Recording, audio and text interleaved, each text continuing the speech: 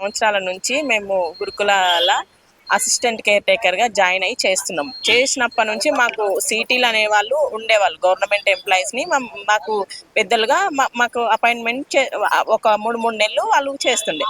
వాళ్ళు మాకు కనీసం వీక్ ఆఫ్ కూడా ఇవ్వకుంటుండే. నువ్వు పోతే ఇక్కడ ఎవరు చూసుకుంటారు? సండే అనకుండా, పండగ అనకుండా, పిల్లల్ని చూసుకోకుండా, కుటుంబాలను చూసుకోకుండా, సరే వీళ్ళే మా పిల్లలు, వీళ్ళే శ్రద్ధనే మా శ్రద్ధ అనుకొని మేము రాత్రనక పగలనక ఉదయం 4 గంటలకు లేస్తే రాత్రి 10 గంటల వరకు కూడా చిన్న ఫోన్ వచ్చిన చిన్న కూడా మిస్టేక్ అయితే మమ్మల్ని ప్రిన్సిపాల్ అట్లా తిడుతుండే. సరేలే పోతే పోకోక అని చెప్పేసి మేము అట్లా విధులు నిర్వహించినా కూడా ఈ రోజు ఈ ప్రభుత్వానికి మా మీద కనికరం రాలేదు. ఎందుకు తీసేసిందో ఇంతవరకు మాకు అంతు పడతలేదు.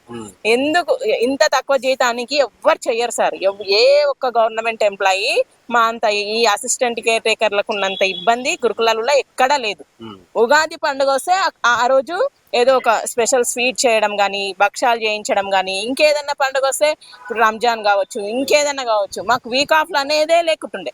వాళ్ళకి పిల్లలకి స్వీట్స్ చేయించాలి, ఆ రోజుకు సంబంధించిన మొత్తం ఫుడ్ ఐటమ్స్ మొత్తం మెను ఆన్లైన్ ఎంట్రీస్ కానీ, మొత్తం ఫుడ్ పిల్లలకి ఇవ్వడం కానీ, వంట వాళ్ళు టైంకి వచ్చి పిల్లలకు వడ్డీ ఇవ్వడం కానీ, చికెను, మటను, ఇంకా వేరే ఐటమ్స్, అదర్ ఫ్రూట్స్, ఇంకా వేరే ఐటమ్స్ వాళ్ళకి ఏం తెప్పిస్తే వాళ్ళు మంచిగా తిని వాళ్ళ చదువు వాళ్ళు చదువుకుంటారని ఎప్పుడు పిల్లల ఆలోచన. పిల్లల హాస్టల్ ఎట్లా అయితే మాకు మంచి ఎవరు ఏ పెద్ద అధికారి వచ్చినా మా మీద ఎలాంటి రిమార్క్ పెట్టకూడదని చెప్పి అసిస్టెంట్ కేర్ టేకర్ అనే పదం మేము మర్చిపోయి ఒక వార్డెన్కి మేమే ప్రిన్సిపల్ ఏమో అన్నట్టుగా మేము అట్లా సేవలు అందించినాం సార్. అట్లా సేవలు అందిస్తే కూడా ఈ అలుగు వర్షిని మా మీద ఏమాత్రము దయ చూపించకుండా ఇప్పుడు ఎలాంటి మాకు నోటీస్ ఇవ్వకుండా తీసేయడం జరిగింది. ఆమె ఎందుకు తీసేసిందో ఇప్పటి వరకు మాకు అర్థమైతలేదు.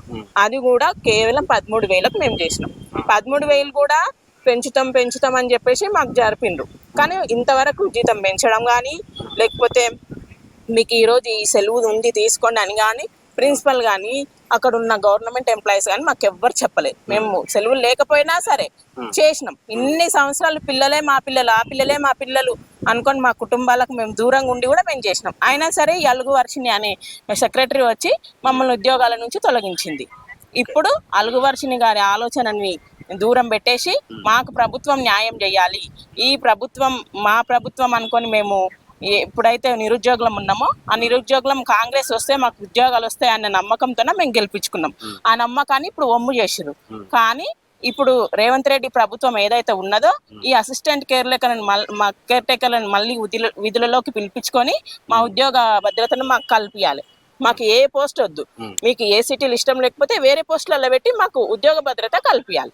అది కూడా జీతం పెంచుతూ మాకు వీళ్ళు ఉండాలి, గురుకులాలలో వీళ్ళు ఉండాలి, వీళ్ళు ఉంటే హాస్టల్ ప్రశాంతంగా పిల్లలు మంచిగా చదువుకుంటారు, బడుగు బలహీన వర్గాలు ముందల పడతాయి అన్న ఆలోచనతో మమ్మల్ని ఏ విధంగా అయితే ప్రవీణ్ కుమార్ అపాయింట్మెంట్ ఇచ్చిండో ఆ విధంగా మళ్ళీ విధుల్లోకి తీసుకొని జీతం పెంచాలి, మమ్మల్ని గుర్తించాలి.